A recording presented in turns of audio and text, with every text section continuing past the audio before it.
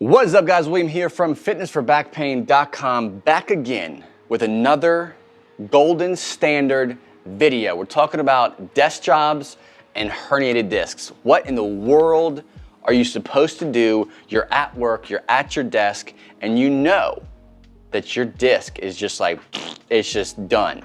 It's herniated, it's bulging. Even worse, like I had, it's ruptured. I got some great news for you, and I'm gonna lay it all out today in the video. 5 things that I wanna share with you that are gonna change your life. I know you're looking for exercises. You're looking for 1, 2, 3 exercises that help you with your desk job and herniated discs, but I'm gonna be honest with you. I gotta sit you down and be honest. It's not gonna help you. What's gonna help you are the 5 things that I'm gonna tell you in this video. And just, I know you're like, who in the world, why the heck should I be listening to you? I've ruptured my disc, L5-S1, let's say 9+ years ago.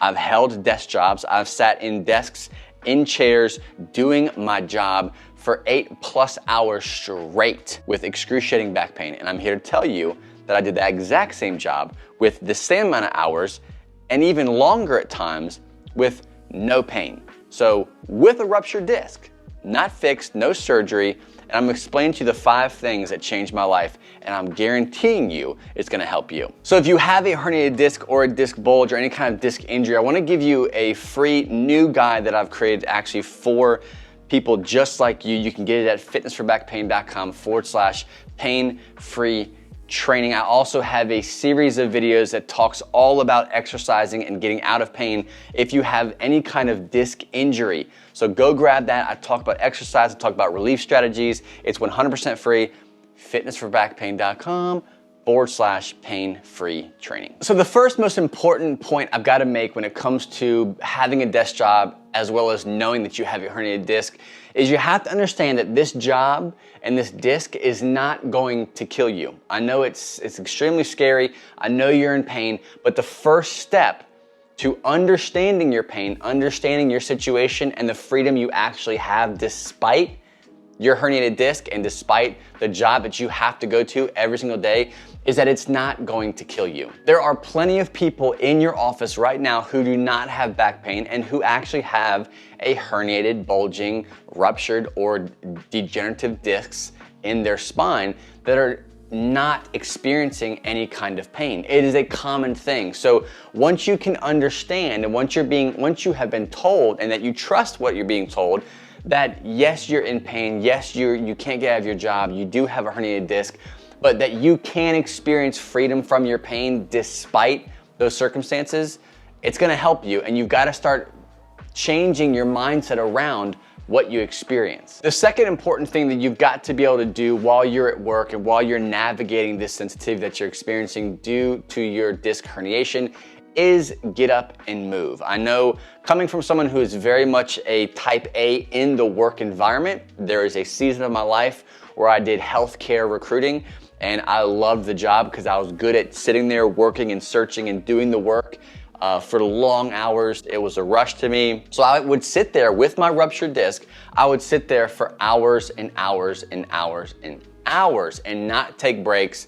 I would commute an hour to work, sit all day, and then commute in traffic over an hour back home, all with a ruptured disc. There was a season where I was in excruciating pain, and there was a season where I had so much more freedom over my pain, and my pain was more predictable than it was when it was all the time and chronic. Now, one of the things that I focused on was adding more movement to my day, so which meant I had to force myself every 30, 45 minutes to get up and do some basic movements. Sometimes it was slight extension, just standing up in at my desk, doing some slight extension, very gentle, nothing aggressive. I know it's very cliched to do this, but it's actually really good, especially if you're dealing with some kind of disc herniation. The other thing would just be to stand up and contract my legs, contract my glutes. When you sit, a lot of that focused area of the forces are in that lower back. So if you are sensitive, sitting is going to make it seem like you're in a bad position. But if you get up, work on contracting your muscles, don't look weird, don't make it weird, go for a walk and do it in the stairway, go take some stairs, just do something that's gonna break the cycle of work. oftentimes stress builds up, other things build up when it comes to our mindset and the pain that we experience, and it like lights a fire. And the longer you're there, the worse it gets, and you've got to break the cycle. And getting up and moving is a great way to start. The third thing you've got to start doing is sitting in a comfortable position.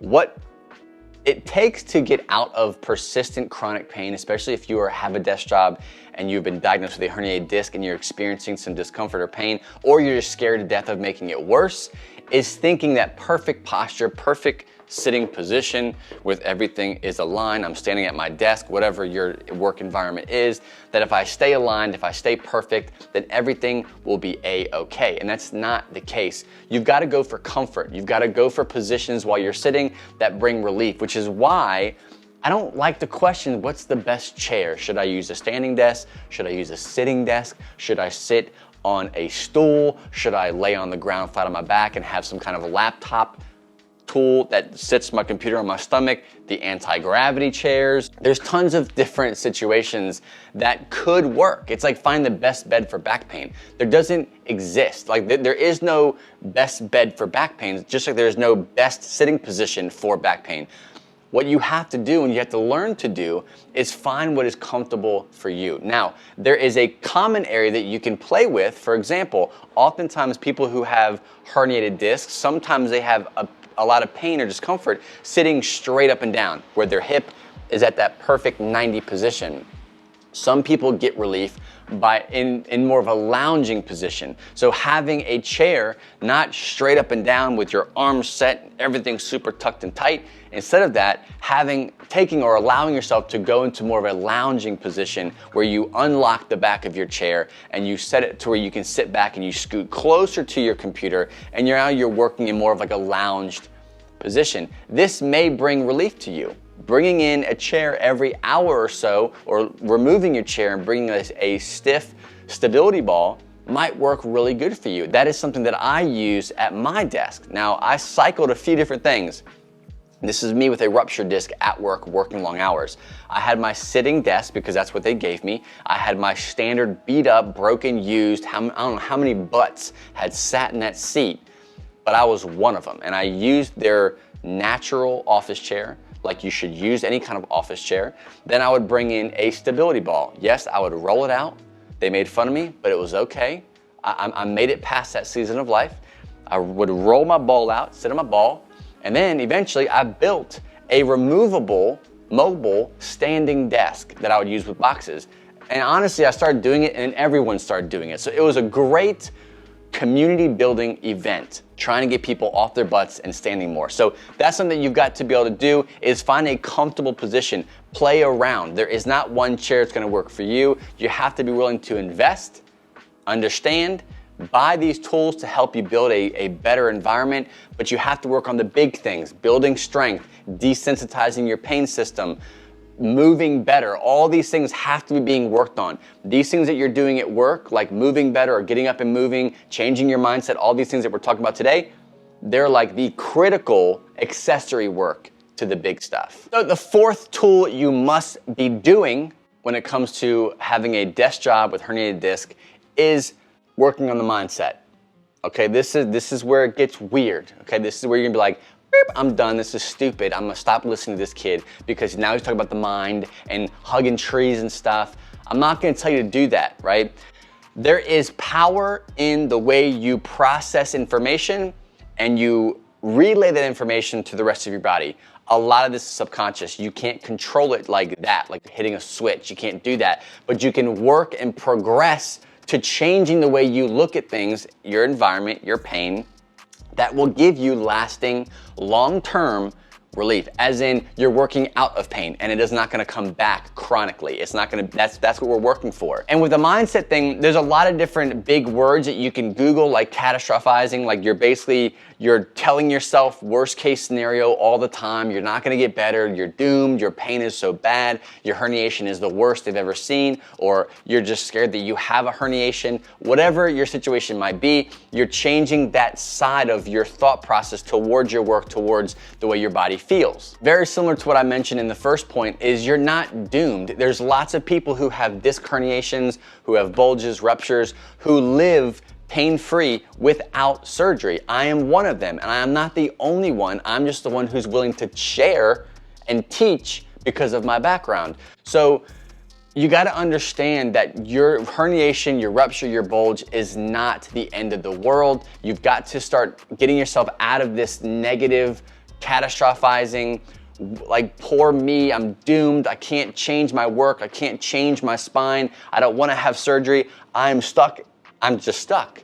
And I understand that fear because I've experienced it myself. But once you get yourself out of that and say, you know what, it is true that I can still have wrinkles in my spine, or some people like to call it damage to their spine, because that's just, doctors have a better, it's fun to say that because then I can get you into surgery. I'm just kidding.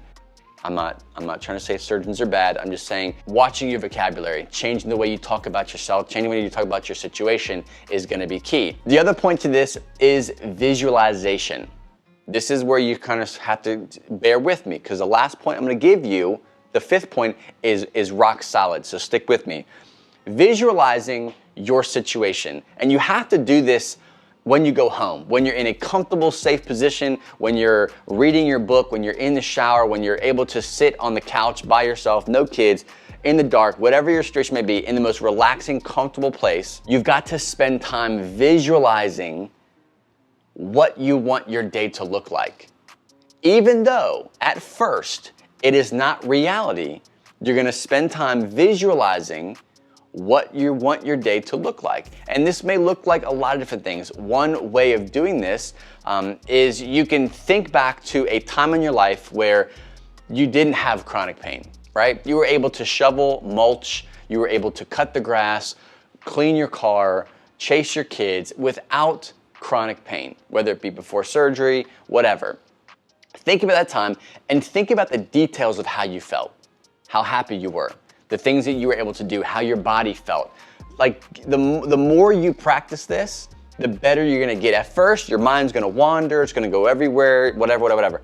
Over time, if you visualize those positive moments, pain-free, chronic pain-free, and you start to look at your now, your reality, tomorrow, next week, you're visualizing yourself going to work, sitting at your desk job in a stressful situation without having to worry about this massive fire that has been lit in your lower back. It's possible. It's not like taking Tylenol, where like you have a headache, you take some Tylenol, the headache goes away. That's not how this works. You have to commit to doing this. This is going to play such a huge role in making things connect, getting your mind and your body to align, and you living a chronic pain-free life. We've made it.